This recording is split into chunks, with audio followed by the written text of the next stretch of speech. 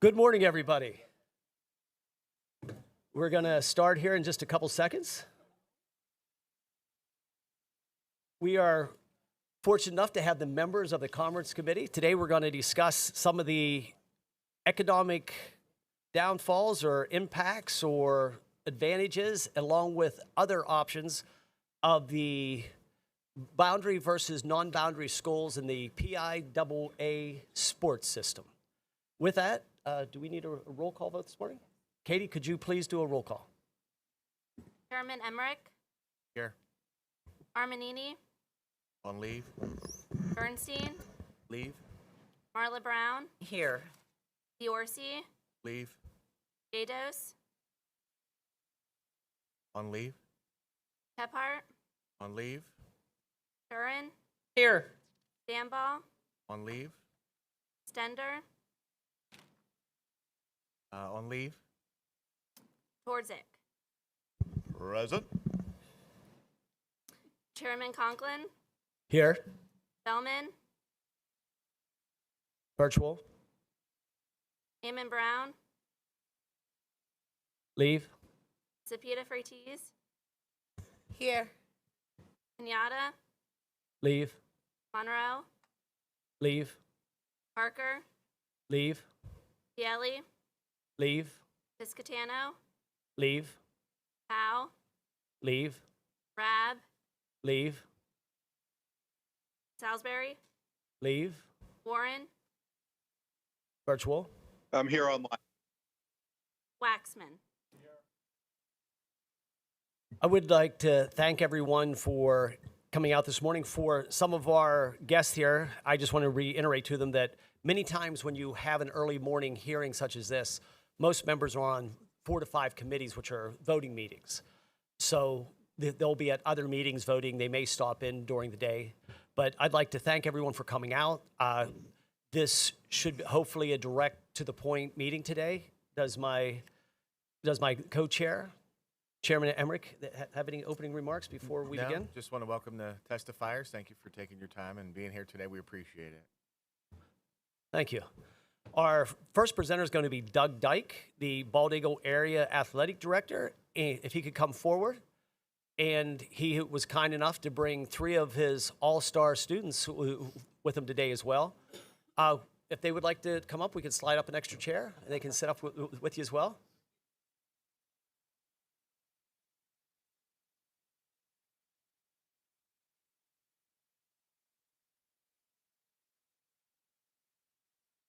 Mr. Dyke, I want to thank you for coming out. If the students could just introduce themselves before we begin, and tell us what sport, if you're in a sport, that you play. Hi, I'm Olivia Boone, and I play volleyball, basketball, and I used to play softball, but now I'm the manager. My name is Carson Nagel. I play football and baseball. I'm Braden Dubbs, and I play baseball and football. And Mr. Dyke, the floor is yours. All right. Good morning, everyone. I welcome you, Conklin, and members of the House Committee for inviting us to attend today. It is my distinct pleasure to come and meet with you today regarding House Bill 1983. Just to give you a little background, I'm a graduate of Bald Eagle Area High School and Lock Haven University. I've worked for the Bald Eagle Area School District for 30 years as the home and school visitor and athletic director. It is in that role that I'm here today to talk to you about this debate, boundary versus non-boundary schools. So, attending District 6 and PIAA championship events to watch our BEA students or hosting events in almost all PIAA-sponsored sports, I constantly hear people complaining about how unfair the current playoffs are for boundary schools. As you're well aware, the Pennsylvania School Code of 1949 was amended in 1972 with Act 219, that mandated that the Pennsylvania Interscholastic Athletic Association, the PIAA, include the non-public schools in their organizations and playoffs.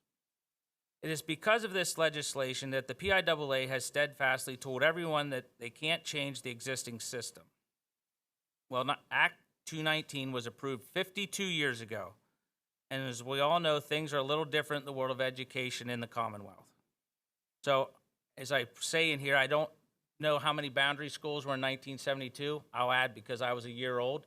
But I think it's changed a lot since then. I think you have less boundary schools because of consolidation, and I believe you have more non-boundary schools because of the institution of charter schools. So I'll skip ahead because I don't want to read this to you as everything. But I constantly hear and read about members of both the House and Senate talking about how the Commonwealth needs to look at making changes in our daily lives as adults when they talk about energy sources and taxes because we're now in the 21st century. Well, I just ask that they consider taking a look at the lives of the student athletes in the 21st century and compare that to 1972 to see what changes maybe has occurred and see how that affects students today. I have numbers in here regarding the number of schools and everything. I did add up the state championships from last year since it was a full year, and there were 76 team championships given out. 54 were won by boundary schools and 22 were non-boundary. And that surprised me a little bit. I thought it might be a little bit different. But if you look at the big name sports in Pennsylvania, football, basketball, and wrestling, you'll find that 7 for boundary and 13 for non-boundary. And that's why you hear the arguments every year between December and March because of those discrepancies.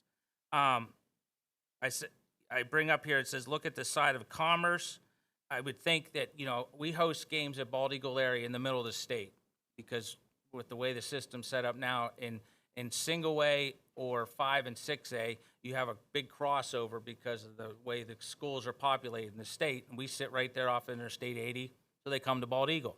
And we constantly hear, because a lot of times it is a private versus, or a boundary versus a non-boundary school, and we right away hear how it's unfair. I would say that, like I said earlier, that when you have the breakdown and everything, and you look at the money from the events, because we used to sell tickets, so I could tell you better maybe what gate receipts were. Now it's all done online, but we still see the number of tickets sold. If you put 2 boundary schools in our gym and they're driving 3 hours away, you'll still get a decent crowd. If you bring in a non-boundary school, you don't see near the crowd. So if you want to look at from the commerce side of things, if you maybe tweak things, and again, I'm not even here to talk about what the answer is, but if you somehow had more boundary schools playing other boundary schools, you would have higher ticket sales. So if they're worried about losing money, I say that I don't think they would. I think they'd make more money because if you take basketball right now and you have, what do we have? We have 6 classes, so that's 12 championships, correct? So if you break it down differently and you had 8, say you went to boundary schools of 8 classes, so 4 classes, boys and girls each, and you went 2 classes of private, not boundary, all right? So if you had 8 championship games of those boundary schools, you bring them wherever, whether it's Hershey, Pittsburgh, Philadelphia, because that debate's going on right now because the RFPs are out. But if you bring those 8 boundary schools together, you will have pretty decent crowds. All right, so you're going to make a killing on those 8 games. And then you have the other 4. Maybe you won't, maybe you'll lose money on it. But I say 8 boundary, 4 non-boundary, you're going to make more money than the existing setup. I bet you, and again, I don't know the numbers and I'm not even going to try to guess, but I will just say I have a feeling if you looked at this year's attendance, you had some games that just looked totally ridiculous because of the size of the schools that were being represented. Because I know we hosted a game this year, and let's just say if there was 400 people at that game, it was probably 350 to 50, and it probably wasn't even 50, boundary to non-boundary fans. So from the commerce side of the thing, I think you would generate possibly more interest from the boundary schools. And I'll just give you an example, and I hope I'm still being professional enough, but I hosted a team the last couple of years from Williamsburg, which is one of the smallest schools in the state outside of Altoona in the Huntington area. And the joke was that if you ever were going to rob a house in Williamsburg, the time to do it was when the girls' basketball team was playing because they were all the fans were in the gym. Okay, so the last 2 years, they've run into Bishop Guilfoyle. they can't even get to Hershey because they run into Bishop Guilfoyle, who's bringing students in from Altoona, Hollidaysburg. You know what I mean? So that's to me, a town like Williamsburg, if you want to keep high school sports and small schools going, we're not doing them a service because we keep having them running into roadblocks that doesn't give those kids a chance to shine at the state championship level. Does that make sense? Okay. So I'm not good at following the script, so that's the commerce side of thing. I literally just think you'll see more ticket sales in any sport, even the ones that don't make a lot of money. But as I said earlier, when you really think about it and you look at it from a broad spectrum, the non-boundary students in some sports, like one of the ladies up here mentioned their daughter's a swimmer. I don't know swimming at all because we don't have swimming, but maybe that's a sport where the non-boundary kids don't get to excel as much because the boundary school programs are better. So those kids aren't getting a chance to excel because they're always running into those boundary, powerhouses. So what's wrong with maybe not giving them their own one classification so more kids in those schools have a chance to succeed? Because I know their enrollments are hurting. And so maybe if they now can show more kids they have a chance to succeed, maybe their enrollments will go back up a little. Even though I'm a public school employee, if we're looking out the best interests of all the schools, you got to look at it from both sides. I don't know if that makes sense, but sorry. I just asked that. Again, it's kind of crazy now being 30 years in this, that the people that are in the daily business of interscholastic sports aren't the ones that are allowed to make the decisions. And I know it's the way of the world in some ways. It's being made up at the legal, in the courtrooms and everything. But we're not even getting the chance to even put out ideas. We're getting told by both sides that the law of 1972 is the stop, end all, be all. And little research that I did, and maybe you folks can educate me, but the way I read the law of 1972, it just told them that they had to become members of the PIAA. Unless there's wording missing somewhere else, I don't read where it says any school of any make has to be involved with each other. You know what I'm saying? Like, it doesn't specify actual breakdowns. But I don't know if it's just the fear of lawsuits that they don't want to separate. Well, I know it is the fear of the lawsuits because it's been said in my presence in meetings that they don't want to have to pay the legal bills. I think at some point, if it's the right thing to do, you have to take that stand and say, you're going to do what's best for the majority of the kids. When the public schools enroll over 1.6 million versus 340 to 400,000 students, that's a pretty big discrepancy. And why can't we try to make it more equal? So I know I've gone all way over off of things, but that's my take on it. Just, it's time to let the people that deal with it have the ability to talk about it. And you don't even know, there may not be changes made. But right now we can't even talk about it because it's literally just this brick wall and no one will go any further. They don't want to start knocking down that brick wall. That's a good analogy. Excellent analogy. Are there any questions for the presenter? Chairman? Thank you, Mr. Chairman. Is this mic working? Is it loud enough? Okay. A lot to digest and unfold here. So first of all, a lawyer will interpret the language any way they want it to, depending on who they're working for. I'm with you 100% on all of this. So since we're talking about the law of 1972, what I don't understand as well is you're not taking championships away from anybody. You're just leveling the playing field, in my opinion. So I agree with you. I think when you get to postseason, you go to 1 through 4 classifications for boundary schools, and you do however you want to set it up. I'm open to it. Small school, large school for non-boundaries, or 2 classifications. I don't know. But you're still providing the the same opportunity for the same number of championships and the same number of teams. You're just leveling the playing field. And I'll give you an example from my area locally. It's predominantly a major problem in football, basketball, and it's now creeping into wrestling. But I'm in District 11 in the Lehigh Valley. So for District 11, our Super Bowl, whether it's Nazareth High School where I live, or Freedom High School, or Parkland High School, or Emea, whoever, our Super Bowl is a district championship. Because you know who we get to play in the first round of states? St. Joe's Prep. Coach just educated me on that. Yeah. Did you? Yeah. That's our reward for winning a district title, which is very hard to do where I live in football. And when you're mercy ruling every team through the state title game, that's a problem. I don't want to get off on that. We'll save that for another day. But you're right. You're right. Back to some of the questions about the commerce side of things.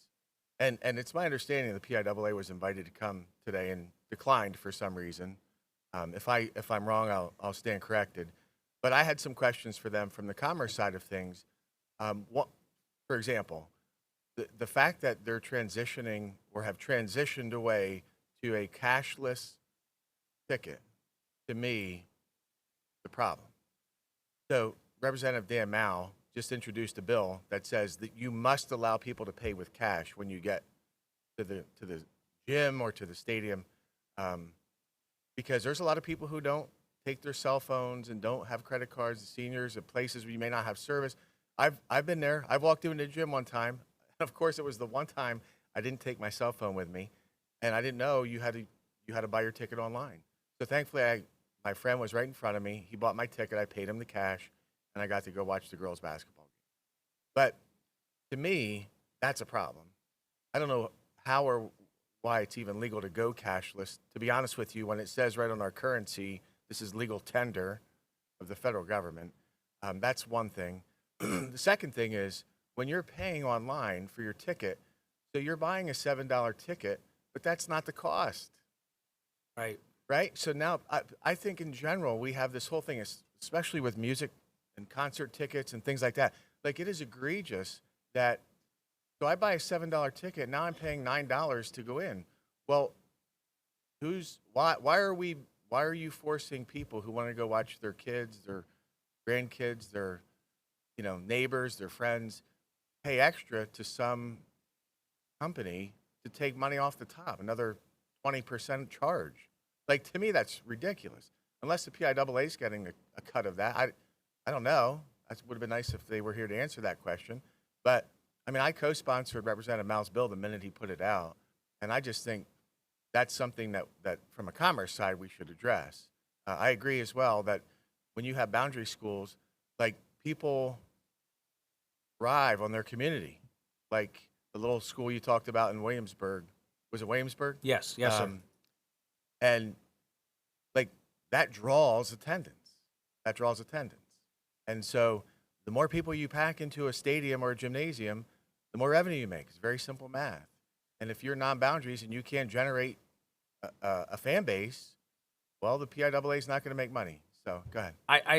You just hit something that I thought of the other day when I started writing this, and not to go into debate, but as a public school employee and a taxpayer, we pay for kids to go to charter schools and cyber charter schools. So we're paying for these kids to come and take away our kids' opportunities to play for a state championship. When you think about that, that's crazy. That's like, I can't get that job because I'm paying for you to get that job. Am I wrong on that? Like, so Carson and Braden can't win a state football title because we've just, we're not this way, but Coach back here is in District 11. You're paying for some of those kids to go to St. Joe's Preps to come back and whoop your rear end in the playoffs. Sorry. I get wound up. Sorry. Well, not St. Joe's Prep, because that's a Catholic Oh, school. sorry. Yeah. That's a private school. I'm sorry. Yeah. But you're There's right. so many You're of talking them, I about can't the keep track. You're talking about the charter schools and the other schools like that where they are taxpayer funded through the local public school district. Right. Yes. Yes. which is largely the problem in the basketball side Yes. of things. Yeah, it's bad analogy, but yes, basketball, it's really bad. And if you look at the brackets every year, as Coach mentioned behind it, and he's right. When I look to see if maybe we're going to have matchups, I'll look at, especially in single A and double A, and I'll be like, where did that school come from? I never even heard of them. And I bet you from 3 years now, some of them aren't going to be on that because they're gone already. You know, so again, it's just all we're asking for, and this is when I decided I was going to jump off the deep end and get involved because it was put up or shut up time, like my wife tells me, is when Representative Conklin said his bill is just to get it so we can discuss it.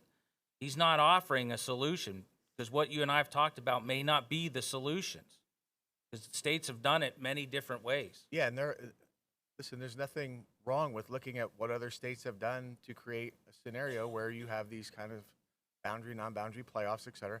So it's done, and I'm with you. I don't know what the actual answer is, but I'm open to it. I'm open to hearing every idea somebody can bring forward to how we remedy this problem. And I'm even to the point where like, if you want to be where I live, Bethlehem Catholic, and Central Catholic, or in the East Penn Conference, they can stay in the conference. Nobody wants to kick them out. Nobody wants to play them Right. every year in the regular season. It's part of the league. They can win the league title. But when we get to the postseason, they play a non-boundary playoff system at the end of the year, and Nazareth and all the other schools can go play boundary schools. Right, because you ask kids what their biggest memories of high school are if they're an athlete, it's if they won something. You know, it just is. So why not give more kids in both groups the chance to win? You can explain that to me, then I'll say, okay, I've been put in my place. Thank you, Chairman. Are there any other questions or comments from any other member of the committee? Seeing none, I have a couple. Yes, sir. One of the things that you were talking about fascinates me, or in somebody who may not understand. You were talking about the amount of people that come in, the more ticket sales. The more ticket sales means that the boosters selling more hamburgers and hot dogs and French fries. Correct. Let's talk about very quickly why that's important. Tell us how wealthy Bald Eagle is without those ticket sales and without the booster club coming in and buying the extra equipment. Now, that's a good point. For a district like ours, this has been huge. I mean, we are very grateful that they trust us to host games, Dr. Lombardi and the staff at the PIAA. It's big. I mean, even a couple $100 is big to our boosters. So hosting those playoff games is important to our overall athletic, programs. Some of the stuff the kids are wearing, I paid for this, but I mean, that's how they get some of the stuff they do. So that again, more opportunities to host games will help communities across the across the Commonwealth. Sorry. So it's a big deal. A school district that you're well familiar of is Altoona area. They host a lot of events and do a great job. Their Big A Booster Club makes a killing, but they put a lot of time and effort in to generate that from the sales of the events. So that's a great point. Playoffs bring some money. You don't have lodging like a Penn State football game, but you do get money coming into your restaurants, maybe for dinner or the local Sheets or Wawa or Rutter's. But the school district boosters do benefit from hosting, yes. And I have one more question. This is actually, if the students want to answer, they don't have to or not. As you know, where I live, Bald Eagle's part of my district. The Bald Eagle boys and girls, just quickly, what's your graduated class? It's like 120? 115. Well, yeah, it depends. We're down to anywhere from 120 to 95. Okay. And the reason I'm bringing this up, I come from a little town of Phillipsburg. Bald Eagle is a terror in their league. You are. I'm not bragging on you or anything. You're a terror. Your sportsmanship, the way you play the game, the way the boys and the girls are coached, your competitiveness is for the small schools, you pretty much clean up across the board. Clear till you get to the playoffs. Just explain to me as a player what it's like knowing that you're one of the premier small teams in Pennsylvania. Wrestling, football, girls softball, across the board. Until you get to the playoffs and you're basically now playing the country's all-star teams. What's that like as a player, knowing that as a team they couldn't compete if they were a boundary school, but because they're not, you have to compete with that. Just very. I mean, for us, I think the biggest thing as an athlete is you see those schools on your state playoff or your district championship or whatever. You just know that going in there that you have to play a team that gets any kid they want. Those kids don't have to work for any. They obviously they have to work, but they can come to this school anytime and they're good to play. I mean, for us, we just can't bring in kids like that. We have to work hard. We have to go all off season. So I think that's the thing. You look at that, and they have kids from all over. So I don't really know. It's just I don't. For us, it's hard to compete as a small school. We're all the same kids. We're all multi-sport athletes. A lot of those kids come there for one single sport. They can just focus on that single sport all off season. And for us, it's hard to compete. But obviously, we're going to go out there and give it our best shot. And, yeah. Anybody else? Did girls, Boyd? I wonder who the captain is on the team, by the way. For us, for Yeah. football, Yeah. would I be technically a captain? You are sometimes. Yeah. Yeah, I would have guessed that. Yeah, so usually we have 2 seniors that are the captains for the whole season. Like last year, we had a kid that's committed to Navy for a line, Eric Clark. Then Cale Burns, who is our 2-time All-State slot receiver, DB. And then that's like a team election. And then each week, a coach picks one for a coach's captain. And then we do like an honorary 31 for Steve Dorman. And then whoever wins that's the other captain. So it's not really like set captain. You have a good program, Doug. Great. You have a great bunch of students. Thank you for the And invitation. and to be honest with you, when you see them sitting here and you hear them talk, they are exactly what high school sports are supposed to be. Competitiveness, camaraderie, being there for the school, being there for your family and your friends. Thank you, guys. Thank you all. Thank you, folks. Hold on, don't leave yet. Okay. I have one question. Yes, sir. This is off script. So now, I if like I'm not off script. mistaken, Bald Eagle is that the high school alma mater of one coach, Steve Weiser? Yes. Yes. Are you a You guys all- Lycoming? I am. I played Yes. for Wise for 4 years. He's almost world famous at this point, Oh, Steve Weiser. he's incredible. They just named the locker room Yeah. after him. Yes. 50 So, years. yeah, so for people who don't know, Steve Weiser is the assistant head coach and defensive coordinator at Lycoming College, and a very proud Bald Eagle graduate. And he has just celebrated his 50th year of coaching at Lycoming, and so he got a Lifetime Achievement Award, and they're rebuilding in the locker room and naming it after him, and he's from awesome. the big metropolis of Port Matilda. There you go. That's awesome. If Well, you know thank where that very is, yeah, you've been around. Pass through it every day. That's right. Thank you. Hey, thank you all. Real quick. I'm Representative Shuren, so I'm in the 147th district, which is down around Harleysville, and this is a very, very big topic in Montgomery County, since Souderton School District is in mine, and they went undefeated in football and, made it to the Suburban League district champions. So I imagine we keep creating more and more titles to be able to give them some form of championship. And in hearing from the coaches, and you were right, you were spot on in your analysis of why we hear so much about it from December to March. And they kind of just throw it out and instantly name 2 schools, whether it's St. Joe's or I guess on the west side, part of the state, Cardinal, forget the full name of the football team that they always draw straws and go up against and then generally don't stand a chance. So I think it's very, very important, the testimony you gave here today, because it was so real and it was from the heart. And Chairman Emmerich, I think, is spot on that, let everybody play, but at the same time, let's make sure there's equal opportunity for a state championship. And I really appreciate you putting it down in writing exactly from your perspective, because it's shared across the state, apparently, and the number of emails that I got about it was overwhelming, and that we can celebrate the Suburban Championship, but that's where it ends. So Yeah. thank you very much. Thank you. I want to thank you all for coming up. Thank you. Thank you. Next, I'm going to bring the last two up together. I'm going to bring up Rick Schmidt from the State College Area High School, and the famous Coach DeXafio is going to come in with you. And by the way, I want you young boys to know the only reason I didn't play for the NFL in football is that I had no talent, no skills, and I really stunk. But outside of that, I could have been somewhere. Gentlemen, if you'd like to introduce yourselves, and then we'll get right into it, and any quick statements you have. Sure. I am Rich Schmidt, and I'm a sixth grade teacher in the State College Area School District.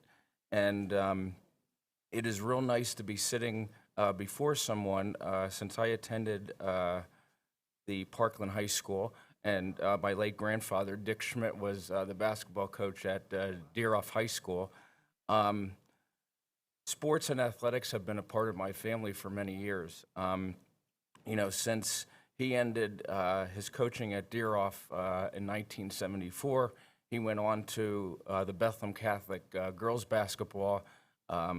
Since then, as I said in my remarks that I submitted, every time I go back to the Lehigh Valley, they remind me of how athletics can just bring an entire city together, and that was why I agreed to come down here today. And also, I just wanted to offer some other things, just from the things that I've seen in the classroom and the countless number of Center County athletes that I've spoken with.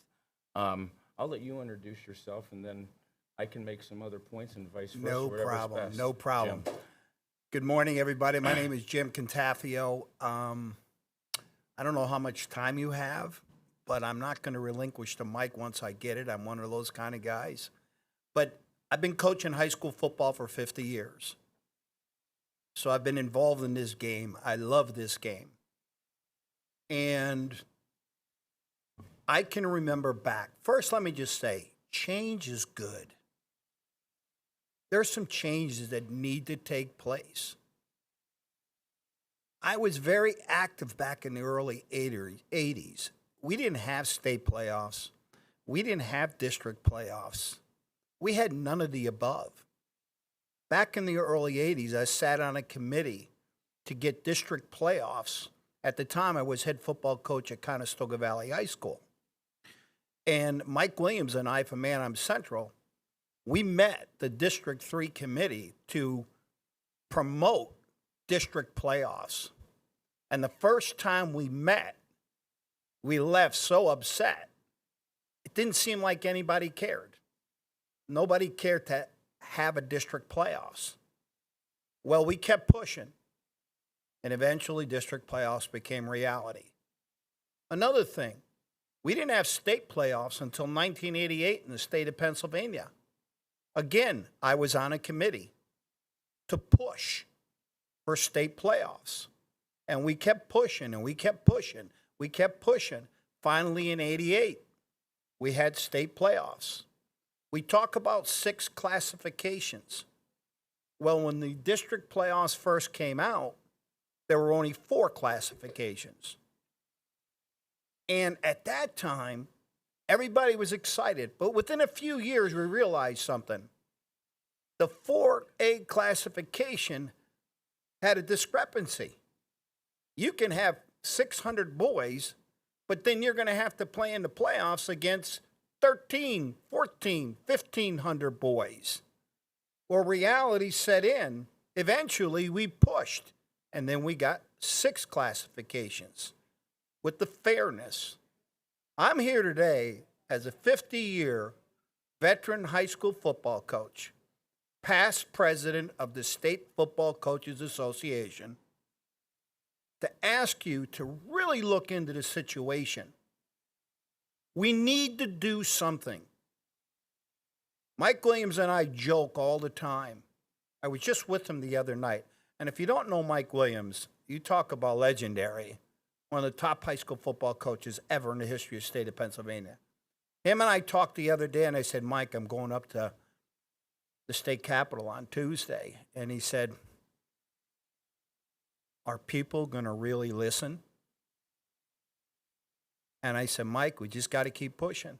And him and I would joke. I said, "You know what, Mike, you know, the scary part about it is we're eventually going to get separate playoffs. But you and I are going to be 6 feet under when it occurs." And to be truthful with you, there's no one that can sit here and say it's not something we need to do. We have to do it. I've been involved in conversations with the PIAA. I've been there. And I've heard comments. There should be a public versus private. But you know what? We're not going to go to court and spend all that money to defend it. That seems to be the stumbling block right now, people. It's all about money. Everybody's worried about getting sued. Instead of doing what's right, we're worried about how much it's going to cost the pocketbook. And that's why, and I believe strongly, why we don't have it. So as you can see, I'm very passionate about this. I just retired as an active coach.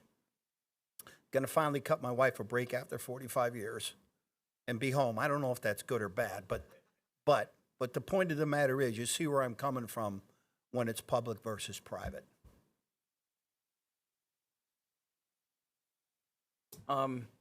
There were just a couple points that I just wanted to make. And so, you know, since the 1970s, there's been a lot of things that have changed. And, you know, as Doug said, the boundary schools are losing money to charter schools, losing money to cyber charter schools.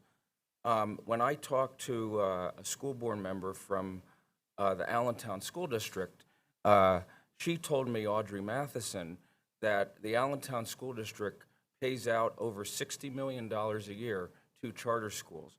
And the one thing she was saying is, you know, for years, they both play the football at the J. Bernie Crum Stadium, and the two high schools could not even get two separate facilities. So the reason I bring that up is that coupled with the new NIL, name, image, license, from a financial economic standpoint, it's just not on a level playing field from the boundary schools to the non-boundary schools.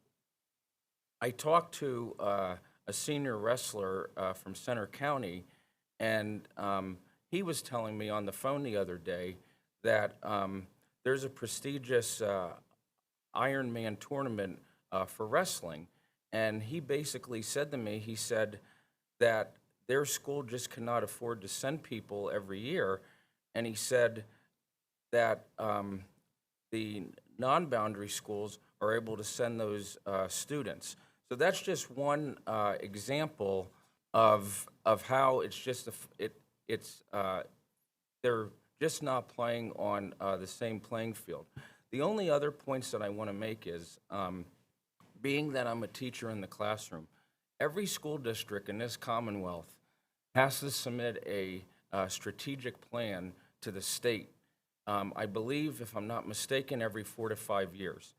And for me personally, in the State College School District, at the middle school that I teach at, in our strategic plan, our goal is to try to increase students' participation in something outside of just attending school.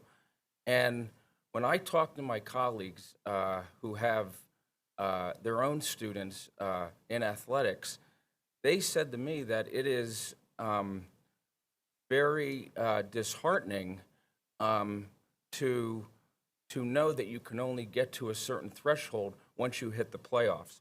The one thing that they did agree on is they don't see a problem as much with the non-boundary schools during the season. It's when you get into the state playoffs that they feel that it's more of a problem. Some of them even expressed to me, they said, you know, to have that in-season competition is okay. It's just when you get to the postseason and know that you have no chance to win a state title. The one last point that I want to just say is right now we're sitting in this Commonwealth with a decision on the fair funding formula to try to support the public schools and fund them properly. Well, this is not exactly the same thing as that. I think if the PIAA would take this step, I think it would work with the fair funding court decision and would support trying to put the public schools on a fair playing field. So I don't think this is really a bipartisan issue. When I go into the classroom every single day, I try to do what's best for students, and I think based on the things that I said, making a private and public boundary versus the non-boundary playoff structure is the best thing for students to try to succeed, especially in the midst, coming out of COVID, of the state putting so much money into the mental health of all of our students. Thank you. Couple things. First, it's rare that a high school coach like myself gets this opportunity to come in front of you, and I do appreciate the opportunity. And as you know, I speak with passion.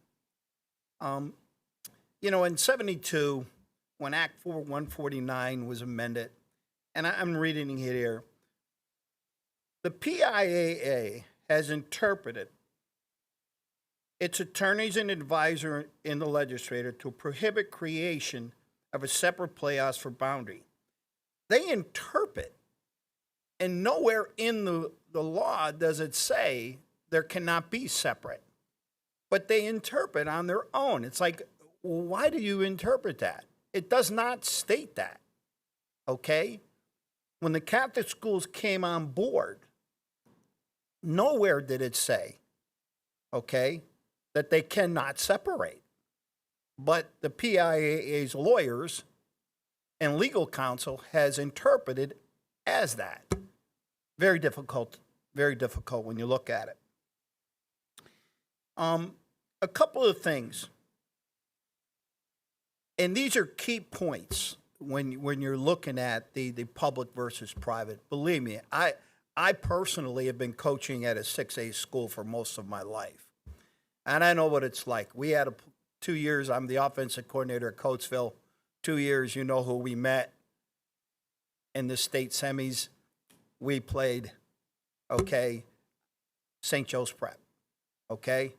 And till this day, it upsets me. I've been to state championship games twice and came home a loser. And boy, God, I wanted that opportunity to get there. But I always knew that to be there, we have to be one incredible football team, okay? And that has not happened. But in looking at things, remember something now. Private schools or non-boundary, they can recruit athletes. And anyone who does not believe that takes place is blind to the facts. It's blind to the facts. And you know what? I don't blame him one bit. The head coach at St. Joe's Prep is a good friend of mine. We're both East Stroudsburg University grads. He takes his team to my camp in the summertime. We joke about it all the time, and I'll look at him and say, hey, coach, if I were in your shoes, I'd do the same thing because there's no rule against it. The PIAA comes up with all these rules, okay? They have this rule, this competition rule right now. If you win too much, they bump you up a classification. Well, what kind of rule is it when it doesn't really pertain to 6A? Where are they going to bump them? To junior college?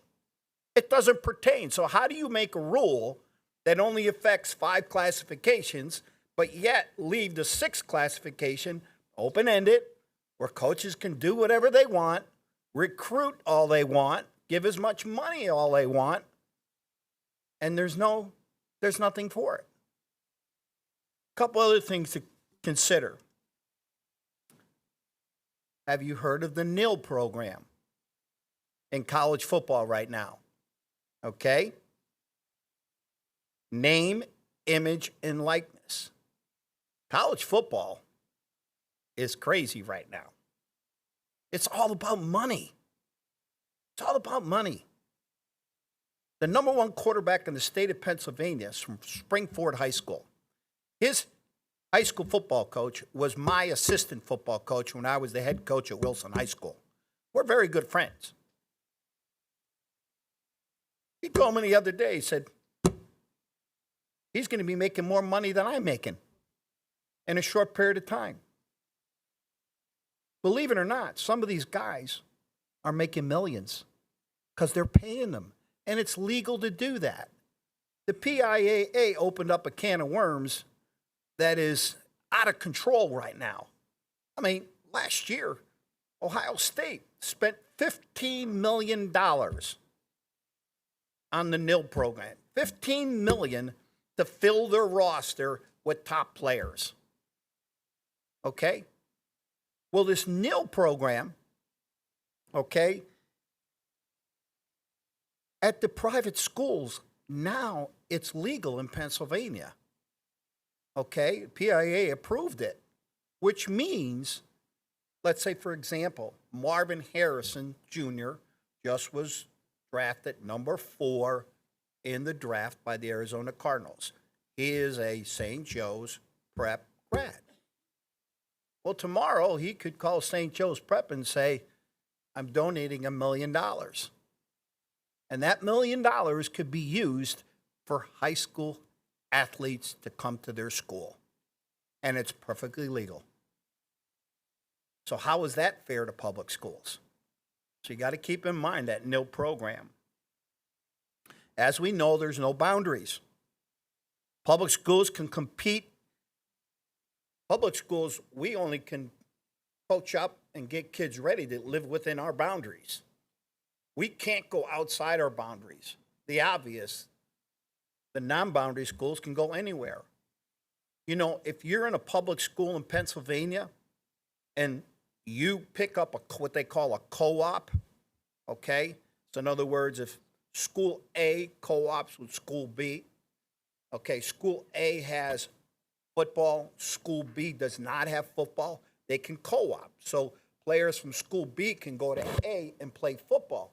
The only problem is, when they do that, they take all the boys' enrollment from school B, and that goes to school A. So what that'll do is take that school A, who might be a 4A school, now they take one student, let's say they get one student from the co-op, that might add 200 boys, and guess what? It could bump them up to 6A. But a private school, they can private. I can go to 5 different schools and get one player from each school. 5 school kids count towards my number now. Not every boy enrollment for the 5 schools they took. That's the way it is in Pennsylvania right now. That's the way it is. Hey, the very foundation of the private schools, let's face it, they need to recruit student athletes. Well, I have here all the different ads that the private schools put in the local newspapers. You know, it's funny. This one school, I'm not going to mention its name, great education. But what do they have? The football team's picture in the ad. Okay? So you know where we're coming from. I mean, it's obvious. Yes, they do have a great education. No denying. But why is the football team's picture in part of that ad? Which that's the main focus as soon as you see it. It's obvious. We all know that. Here's the other thing. There's no accountability for any money that the private schools can give to student athletes. There's no accountability for that. So it's what they can raise so they can give. And again, I say this all the time. If I was the head coach at a private school, I'd do the same thing. There's no boundaries. Hey, you can live, and I know this, the number 1 football player in the Susquehanna Valley, okay, lives in the Donegal School District, but he plays for Bishop McDevitt. He's one of my clients because I train quarterbacks for a living, okay? He's at McDevitt. He's going to Kentucky on a full scholarship. Could you imagine if he was at Donegal? Okay?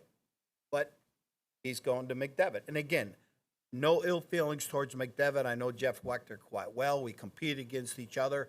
Again, he's doing what he can do because it's perfectly legal to do it.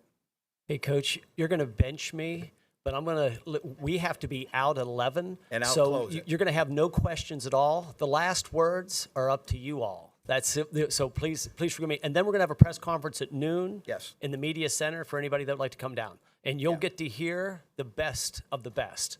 Just let me finish with this, okay? The NCAA seems to have it right. They have 4 divisions based on scholarship, financial aid, and resources. What's nice about it, and you see it every year, Penn State may be playing Villanova this year. Villanova doesn't belong playing Villanova. They're playing for the money.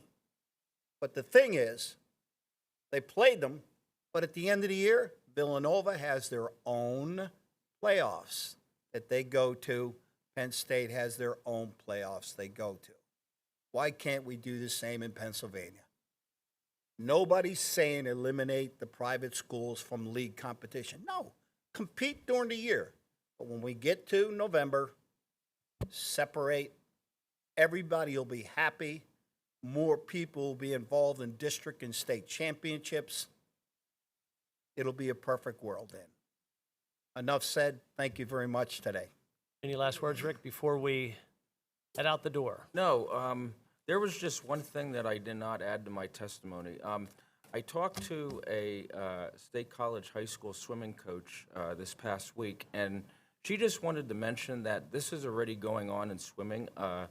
There is an Eastern League swimming league where the non-boundary schools are competing already. So I just wanted to add that it's not like there's not sports that are trying to think through this to try to do what's best for kids, that it's already happening in the swimming. Thank you, guys. Thank Coach, you. please forgive me for breaking you off. I promise I'll run laps if need be for being inconsiderate. With that, we must give up the room. I guess if folks would like to go to lunch over there, I'm more than willing to buy today, including the coach and Rick. Thank you. Thank you.